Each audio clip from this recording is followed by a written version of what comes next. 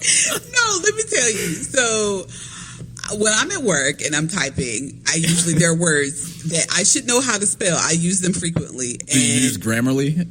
I don't use that. Oh my God, you have to get that. Grammarly, so shout out to you. I literally cannot spell these same words that I've been spelling since elementary school. Right, simple stuff. Simple stuff. And I don't want to tell the word because then you're gonna be like, really, Rosalind? But yeah, I don't want to look dumb, but. But hey. So I tell people, look, I don't have a degree in spelling. Okay, don't judge me. But I really do believe, like, we have gotten so comfortable with technology that it does not challenge our brains to remember things. Yeah. You know, because it's always available to us. It's always there. Like, you just a click of a button at our fingertips. It's crazy because it's like literally you won't have to do much even later. We won't have to flick on a light switch. We just say, hey, Siri, turn my lights on. Alexa, turn the lights on, lady. We're going to start saying, cook me dinner soon. Well, that's true. That's what I'm saying. It's like, we already saying drive my car. Well, yeah, like, man, that's true. We are getting dumber by the day, so please, people, still read books. Save your brain cells. Save yourself, people.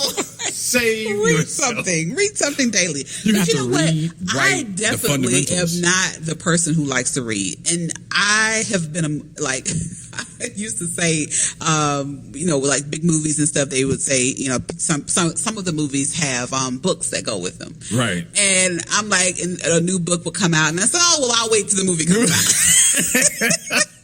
But see, the movie won't show you everything. I don't care. See, that's the thing about books. I don't want to read the book. But I need to do better about that, especially since I have a little one now and who loves to read and loves books. And it's like, I have to be that example of, being a reader. I'm always on my kids about I'm like, well, I won't watch a movie. You got to be the example. Well, that's what I'm going to say. It's like literally, I never loved reading. I would do it just because that was an actual class, but it was like literally, that was the worst thing ever. But then my mom made sense to me. She was like, well, how are you going to learn how to read the checks that you get if you don't come know on, somebody. You don't read. Now, I can read checks very well. I can read numbers. Mama, that's a million. Mama, that's negative. I don't need that one. But it was just like, to just get further in life, you got to learn how to read certain things. But then, see, what I've learned about the books that I've been reading, because I had to challenge myself to read 100 books in a year. Okay. And so I've read about 40 something Come so on, far. books. So it's actually helping me realize one thing is life is really a big story.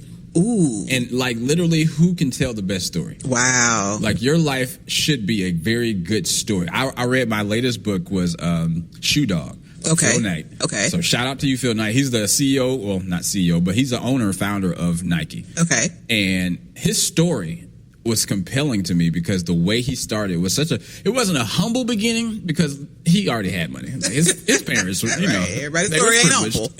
But it was like he still wanted to do things on his own. He did get the help of others and, his family helped out a lot. Which is nothing wrong with that. What happened is he lost a lot of his earnings. He lost a lot of the money that he was given. Most people do. Exactly. So a lot of the failures that he had helped propel a lot of his success. Yeah. You got to. And he still failed even during his successful times. But just knowing that story, reading it, helps you put it into your own life. Kind of like, how can I apply this story to myself?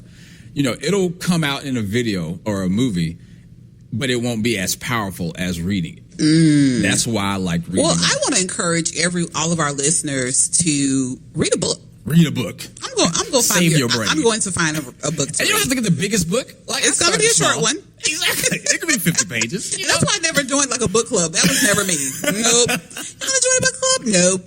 Right. They're coming here with an encyclopedia. You're like, wait, we're reading this today? Yeah, I read that yesterday. But no, we're going to challenge ourselves to read a book before the end of the year. So everyone, share your book title. New challenge. Yeah, let us know what book you're going to select. And tell us some good books to read, because I like finding out new books. I don't know all the best authors and stuff like that. So definitely share your ideas. I think also reading allows us to really kind of, because as you're reading the story, I always find myself visualizing what I'm reading. Exactly. So it begins to you use your imagination, which bless our little imaginations. They're just we need them again. They're going away. Our little children don't even know what it is. Right. It's an imagination. What? Make believe. Make believe. I don't know what that is. The iPad is real. The iPad is real. I don't really see it. I don't need to make up anything. Right. But seriously, we definitely need to just get back. Yeah, get back to the fundamentals. Yeah, and I find that also that quiet space when you're reading, because you're kind of in your own mind. It allows you kind of to really start thinking about other things. Absolutely. And that's a good opportunity to think about how you can apply what you're reading into your own life and how you can, better yourself. So, reading is a powerful thing, and I definitely need to get back into it. So, hey, listen, it's a good stress reliever as well. I guess I'll have to share my book since I've said it, and this is recorded.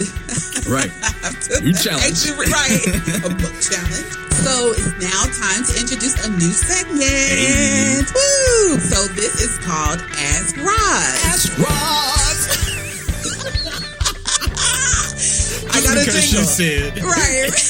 She said my show. I had to introduce her show like that. So Ask Roz is your opportunity as our listeners to submit a question. Any question, whether it be about life, love, relationships, and we'll read your question and we'll give you our thoughts on it. Now, Roz will. Well, I'll give my because thoughts. It's Roz's question. I'll sit back and watch and judge. Okay, disclaimer. This is not an opportunity to judge anyone's life. We will definitely not judge you. We're all here to learn and to try and better our lives. So definitely feel free, feel comfortable to submit something. I also would like to say I am not an expert. Right. I am not licensed. I am not a professional. So anything that I provide as far as advice or feedback, that's just your personal. it cannot be held in the court of law. No. Say I am not a professional. Right, do not try to sue me. Do not try to sue me. I just gave my opinion. My opinion. So so definitely we would love to I would love to connect with you. So please on any of our platforms, in which we're going to talk about that. That's a good segue. But any of our platforms, please submit your questions so that our next episode you'll hear my response. Exactly. So our handles, we have some good news, guys. We're on social media. We're on everything, literally. Everything. Instagram, Twitter. Roz, I got to shout out Roz. She gave our first tweets. I'm twittering. Literally, she's twittering. She got her fingers and she's twittering now. And then we got Instagram. So everything we're on Facebook, Instagram, and tweet. I was about to call it Twitter. So everything is our handle, Josh and Roz Show. So we're also on YouTube. And YouTube. Yeah, so follow us on YouTube. And literally on all the podcast channels. Yeah, we're on right. You've seen us? We're on Apple. We're celebrities now. We're on Google. Literally, man, come on, tell somebody. We're on iHeartRadio is coming up. And then Spotify, hopefully by this time, it'll be on there, so I'm not concerned about it. But definitely check out our podcast and share our podcast. We are on iTunes. We are on Google Podcasts. Mm-hmm. We are on Spreaker. Share it, like it, comment. Share it, like it, comment. And please connect with us. We really, really want to hear back from you. We love your feedback. We love to hear what you think about the show. We really love to hear topics you would love to hear about. So engage. Talk to us. All right. So back to self-conscious and being self-conscious, because I know growing up, I was I was self-conscious a lot about, my height, my teeth. A lot of people talked about me as a kid. So it made me feel a little bad, but I don't care now. I'm like, hey, grown now, I'll say some words that might not feel holy. I'll tell you some ways about Jesus in a different way. I'm more like that Peter type. I'll cut your ear off. Talk about me now. But, I found myself. I'm more confident in myself now. But the biggest thing was, I was self-conscious because, certain things I would not do because of my height. It's like, hey, you want to play basketball? Nah, y'all go ahead. I'm going to go ahead and stick with baseball. It's like everybody can play any size.